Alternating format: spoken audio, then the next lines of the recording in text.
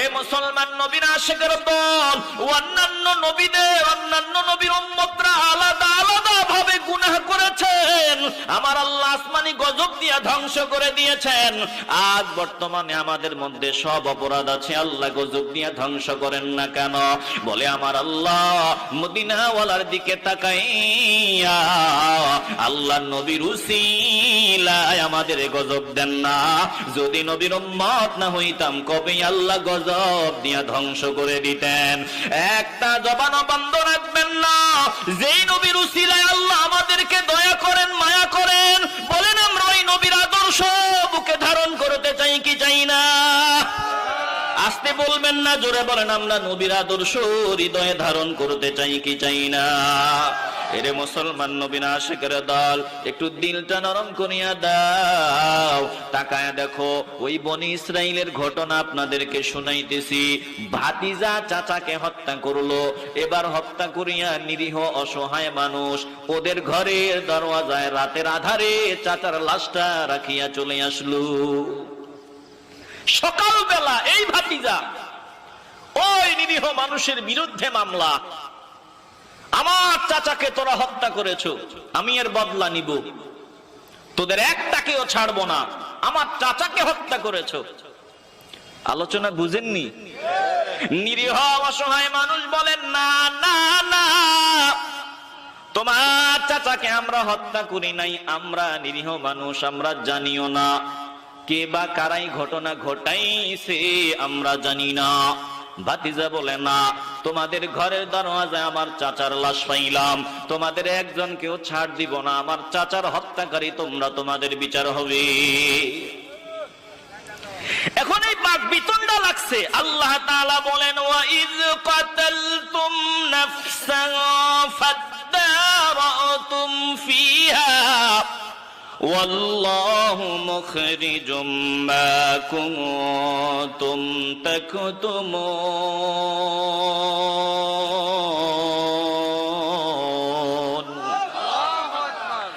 স্মরণ করো যখন তোমরা এক ব্যক্তিকে হত্যা করেছিলে, এরপরে ফাদারাতুম ফিহা পরস্পরকে দোষারোপ করতেছিলে। আল্লাহ বলেন তোমরা যেটা গোপন করতে চাইছো আমি আল্লাহ ওটা প্রকাশ করার ইচ্ছা করলাম, আমি আল্লাহ ওটা প্রকাশ করে দিলাম। এবার আল্লাহ তাআলা অর্ডার দিলেন, বাকবিতণ্ডা লাগিয়া গেল। নিরীহ মানুষ বলে আমরা জানি না, ওই ভাতিজা বলতেছে তোমরাই হত্যা করেছো।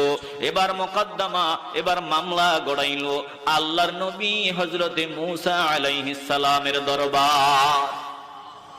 বিচার ফয়সালা দিবেন হযরতে মূসা আলাইহিস সালাম, তদানীন্তন সময়ের আল্লাহর প্রিয়, আল্লাহর সবথেকে দামি বান্দা হযরতে মূসা আলাইহিস সালাম। একটু আওয়াজ দিয়ে বলবেন না সুবহানাল্লাহ। মামলার রায় দিবে কে? কথা কয় না, কে রায় দিবে? মামলার রায় দিবে মূসা আলাইহিস সালাম। কথা কোন ঠিক কি না? কারণ তিনি নবী।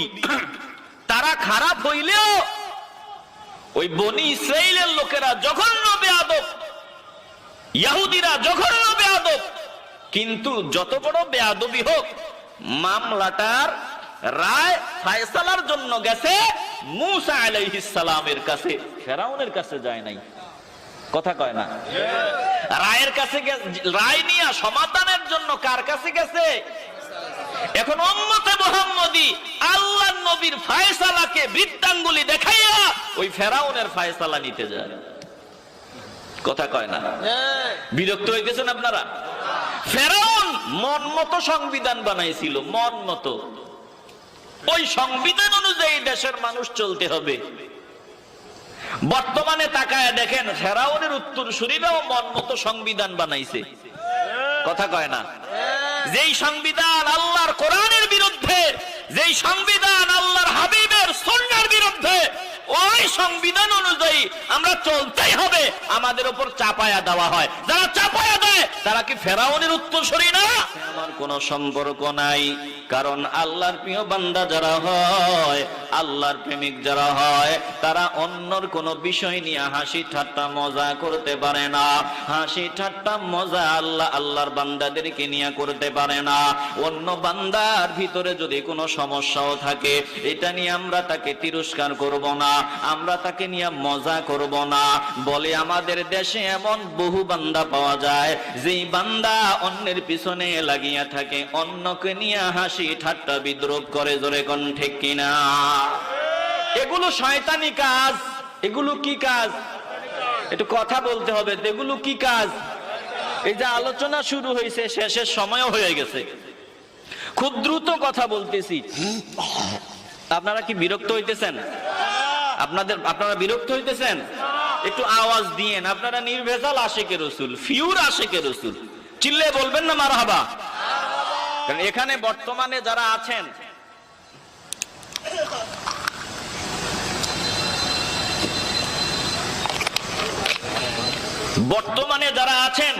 সবাই নির্ভেজাল ফিউর আশিকে রসুল। আবারও একটু আওয়াজ দিয়ে বলেন মারহাবা। কারণ আমার আলোচনার পরে তো বিরিয়ানির প্যাকেট নাই, কথা কয় না। আমার আলোচনার পর তো নাই। তো আপনারা এই সময় আসছেন কেন? কথা বলে না। কেন আসছেন? একজনকে পাওয়ার জন্য, একজনকে সন্তুষ্ট করার জন্য। দিল থেকে বলেন, তিনি কে? আপনারা নির্ভেজাল ফিউর। তবে হ্যাঁ, কিছু ভেজাল আমগো ভিতরে আছে। আসলে বাস্তবে সুন্নি না, আমগো সুন্নি গো বদনাম করে। কথা কয় না। আওয়াজ দিয়ে বলবেন, আছে না নাই? বাস্তবে সুন্নি না, সুন্নি গো বদনাম করে। আহলে সুন্নাত ওয়াল জামাতের সভাপতি করে ক্লিন শেভ, দাঁড়ায়া প্রস্রাব। কথা কয় না। আমরা সুন্নি। আমরা কি? আপনাদের ভেজাল আছে নাকি? দিল থেকে বলেন, আমরা সুন্নি হতে চাইনি। আহলে সুন্নাত ওয়াল জামাত জান্নাতি দল, এটাই সত্য। চিল্লে বলেন ঠিক কিনা? তবে এটাও সত্য, আমাদের মধ্যে অনেক ভণ্ডামি আছে। কথা কয় না। আমরা আমাদেরকে সংস্কার করতে হবে, আমাদের ভিতরে নোংরামি এগুলো বাদ দিতে হবে। আহলে সুন্নাত ওয়াল জামাতের সভাপতি ক্লিন শেভ, দাঁড়ায়া প্রস্রাব, টাকনুর নিচে প্যান্ট, নামাজ নাই, রোজা নাই, হালাল নাই, হারাম চিনে না, এরকম বান্দা আছে না নাই? আসতে বলবেন না, জোরে বলেন, আছে না নাই? ভাই, অনুরোধ করে বলি, ফিরে আসো, আল্লাহর হাবিবের দিকে ফিরে আসো। আল্লাহর নবী যেই রং, যেই সিরাত পছন্দ করেন, নিজেকে ওইভাবে সাজাও, দুনিয়া আখিরাত উজালা। কথা কন না কেন? এ ভাই, একটু দিল দিয়ে অনুধাবন করেন। তুমি ভালোবাসো, আমি তোমার ভালোবাসাকে সম্মান জানাই, রেসপেক্ট করি। হ্যাঁ, এটাকে আমি অশ্রদ্ধা করি না। বান্দা দিলে আল্লাহর হাবিবের মহব্বত আছে, বান্দার দাড়ি নাই, বান্দা নামাজ পড়ে না, আমি বান্দাকে ব্যঙ্গ করব না। বান্দারে শুনিয়ে লও, তোমার দিলে মূল জিনিসটা আছে, ভালোবাসার যে স্লোগান দাও, এই মহব্বতটা আছে।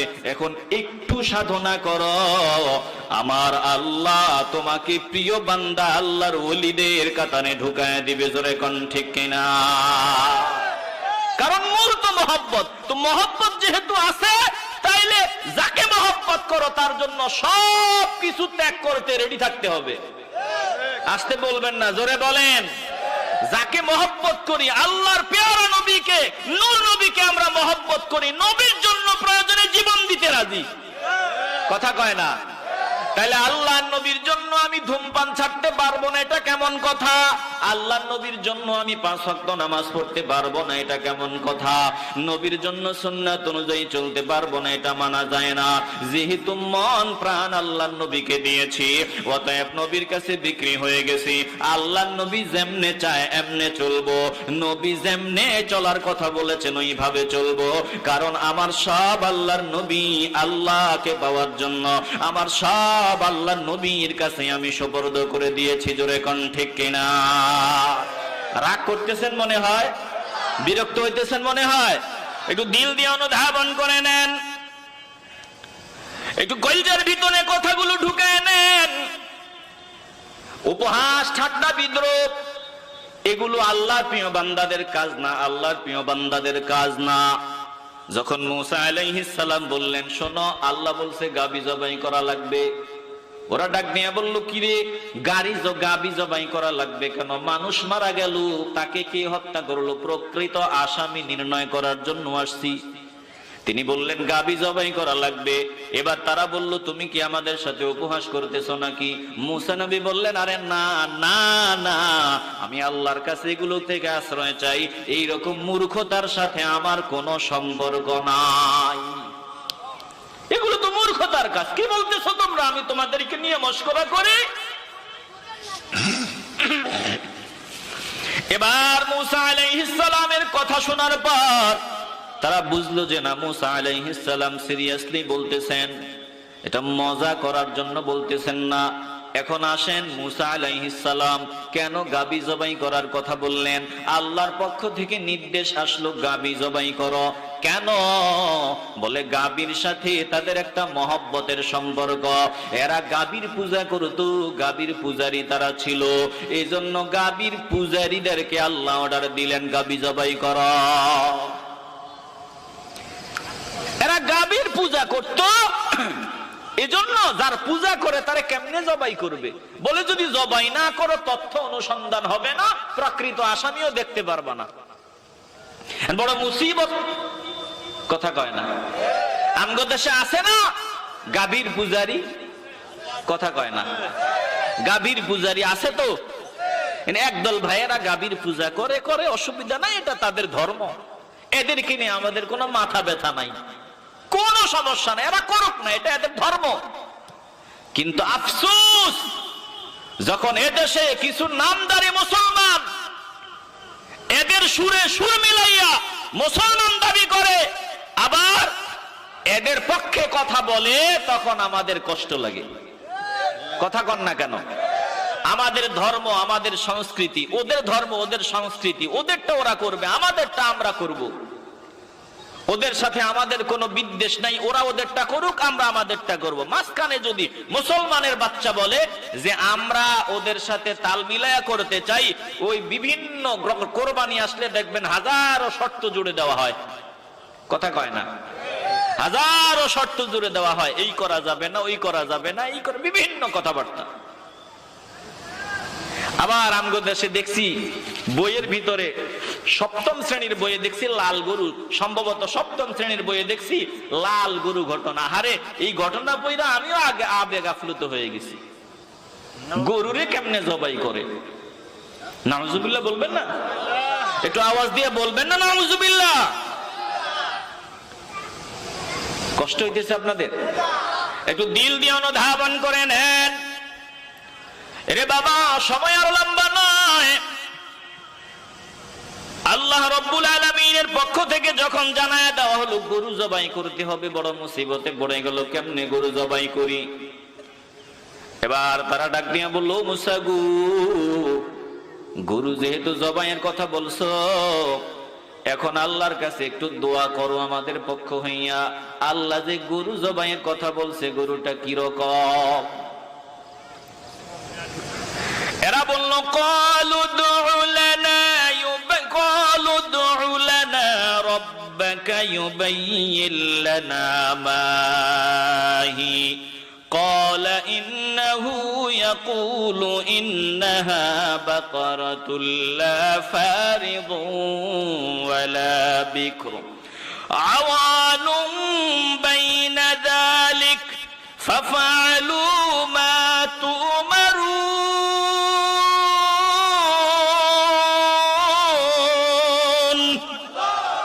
একটু আওয়াজ দিয়ে বলেন না আল্লাহু আকবার। চাইতেছে কোনোভাবে নেই এই কাজটা থেকে বিরত থাকা যায়। এরা ডাক নিয়ে গাবিটা ক্রয় করে নিবে। এই মূসা আলাইহিস সালামের ওই চিহ্নিত যে পরিচয় দিলেন গাভীর, শেষমেশ এটাই সেই পরিচয়ওয়ালা, সেই রঙের মিল, সব মিল। এখন এই গাভীর মূল্য, চামড়া জবাই করার পর চামড়া সমপরিমাণ যা স্বর্ণ মুদ্রা বোঝাই হয় আটে, ওই সমপরিমাণ স্বর্ণ মুদ্রা। চিল্লায় বলবেন আল্লাহু আকবার। একটু দিল দিয়ে অনুধাবন করেন, মা বাবার খেদমত করলে আল্লাহ প্রতিদান দিবেনই দিবেন। মা বাবার সাথে বেয়াদবি করবেন, আল্লাহ গজব দিয়ে ধ্বংস করে দিবেন। একটা জবানও বন্ধ রাখা যাবে না। ইমানের আওয়াজ দিয়ে বলবেন, আমরা মা বাবার সেবা করতে চাই কি চাই না? আওয়াজ দিয়া বলেন, আমরা মা বাবার খেদমত করতে চাই কি চাই না? এবার এই গাভীটা জবাই করা হয়। গাভী জবাই করার পর আল্লাহ তাআলা শিখায় দিয়েছেন, ফাকুলনা দরিবুহু বিবাদিহা। এই গাভীর একটা অংশ দিয়া, গাভীর গোশতের একটা অংশ দিয়া মৃত ব্যক্তিটার শরীরে আঘাত করবে, মৃদু আঘাত। আর ওই মৃত ব্যক্তি জীবিত হয়ে যাবে। গাভীর জবাই করা একটা অংশ দিয়া মৃত ব্যক্তির শরীরে আঘাত করা হয়। মৃত ব্যক্তি দাঁড়ায় যায়, ডাক দিয়া বলে, ও দুনিয়ার মানুষ শুনিয়া লাও, হে বনি ইসরাইলেরা শুনিয়া লাও, আমাকে আর কেউ হত্যা করে নাই। আমার আপন ভাতিজা আমার সম্পদের লোভে আমাকে হত্যা করেছে। এরা আমার হত্যাকারী না, আমার ভাতিজাই আমাকে হত্যা করেছে। আল্লাহ তাআলা বলেন, কাযালিকা ইউহয়িল্লাহুল মাউতা। এভাবে আমি আল্লাহ মৃতকে জীবিত করি। এ মুসলমান নবীর আশিকের দল, একদিন আমার আল্লাহ সব মৃত বান্দাকে জীবিত করবেন। সব বান্দা আল্লাহর সামনে দাঁড়াতে হবে। একটা জবানও বন্ধ রাখবেন না। বলেন, আমরা মাওলার সামনে দাঁড়াবার প্রস্তুতি গ্রহণ করে নিতে চাই কি চাই না? এবার আসল খুনি ধরা পড়ে গেল। আসল খুনির যা হওয়ার তা হলো।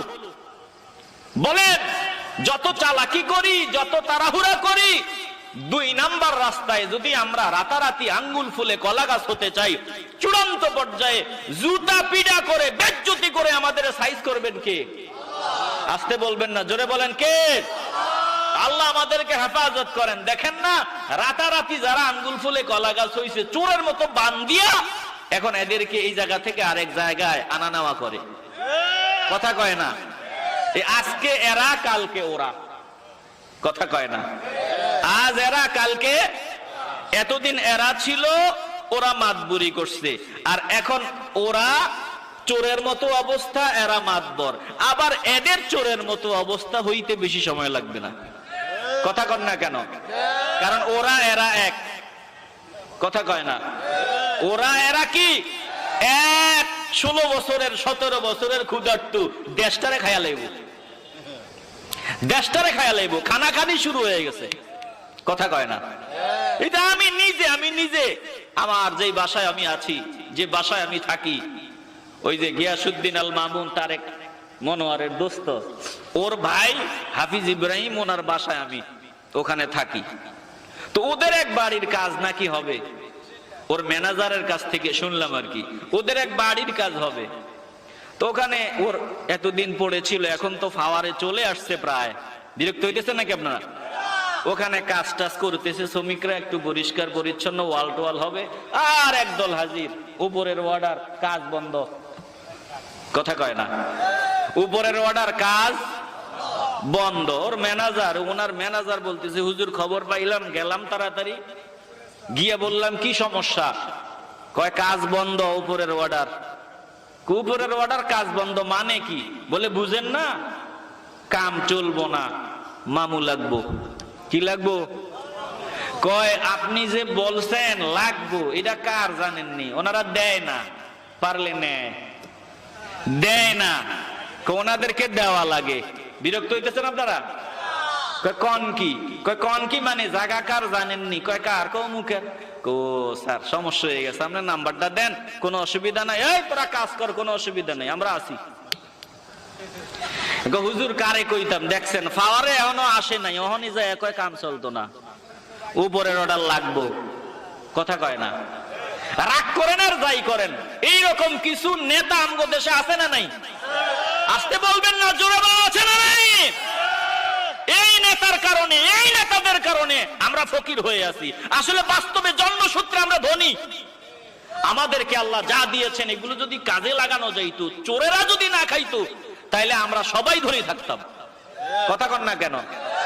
এখন ওরা গেছে, এরা আসছে, এরা ক্ষুধার্তু, এরাও কি যে করবো আল্লাহই ভালো জানে। কথা কয় না? আমরা কাদেরকে বলতেছি? ওরা এরা মানে যারা চোর।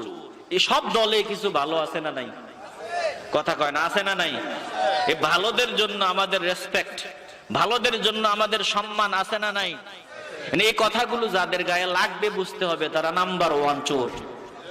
কথা কয় না? কারণ ভালো মানুষের গায়ে এগুলো লাগার কথা।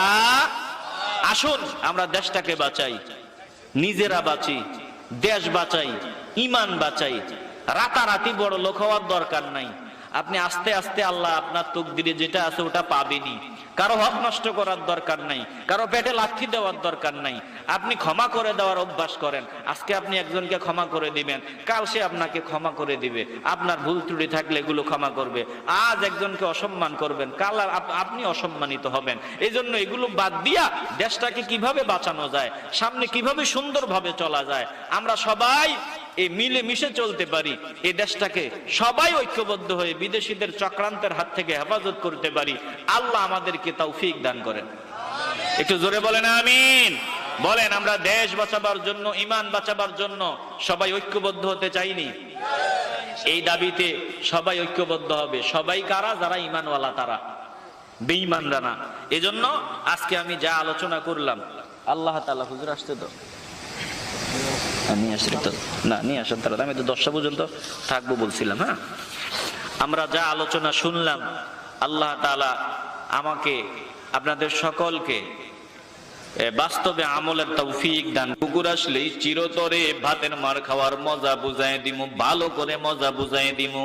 লাঠি নিয়ে দি, যেই মাত্র কুকুর প্রতিদিনের অভ্যাস অনুযায়ী ভাতের মারের ভিতরে মুখ লাগায়, বুড়া লাঠিটা উঁচু করিয়া ধরলো, কুকুরের মাথায় দিবে বাড়ি। যেই মাত্র কুকুরের মাথায় বাড়ি দিবে, কুকুর মাথাটা উপরের দিকে নজর দেয়, মাথাটা উঠাইয়া বুড়ার চেহারার দিকে নজর দেয়। বুড়াও লাঠি নিয়ে রেডি, কুকুরের মাথায় বাড়ি মারবে। কিন্তু না না না, এই কুকুরের মাথায় বাড়ি দেওয়া যাবে না। বুড়া নজর দিয়া দেখে এই কুকুরটার চেহারা বড় পরিচিত।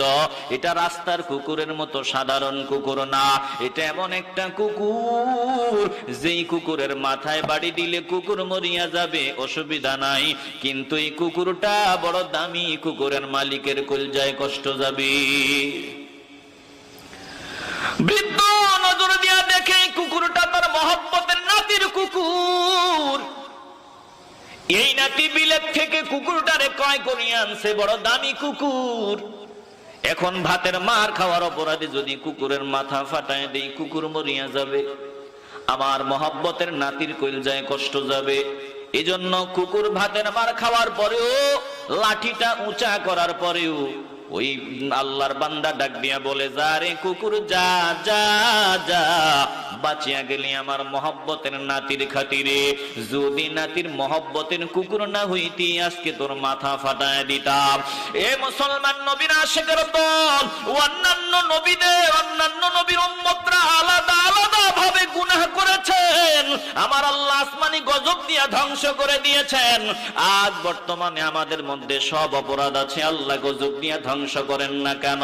বলে আমার আল্লাহ মদিনাওয়ালার দিকে তাকাইয়া আল্লাহ নবীর উসিলায় আমাদের গজব দেন না। যদি নবীর উম্মত না হইতাম, কবে আল্লাহ গজব দিয়া ধ্বংস করে দিতেন। একটা জবানও বন্ধ রাখবেন না।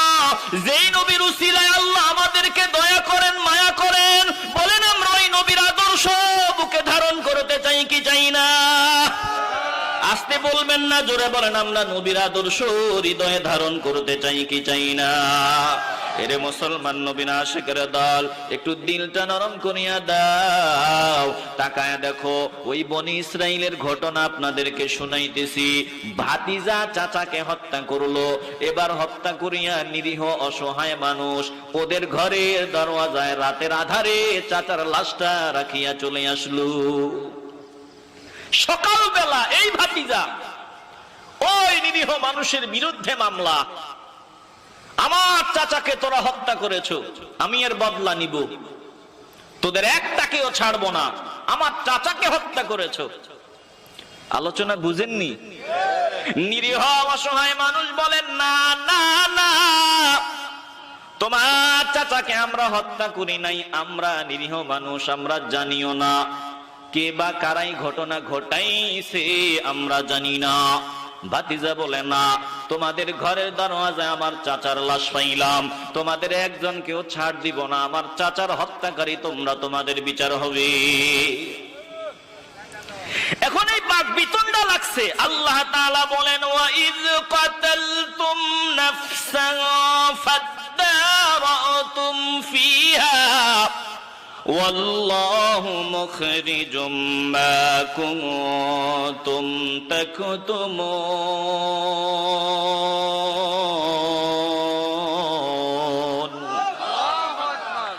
স্মরণ করো যখন তোমরা এক ব্যক্তিকে হত্যা করেছিলে, এরপরে ফাদারাতুম ফিহা, পরস্পরকে দোষারোপ করতেছিলে। আল্লাহ বলেন, তোমরা যেটা গোপন করতে চাইছো আমি আল্লাহ ওটা প্রকাশ করার ইচ্ছা করলাম, আমি আল্লাহ ওটা প্রকাশ করে দিলাম।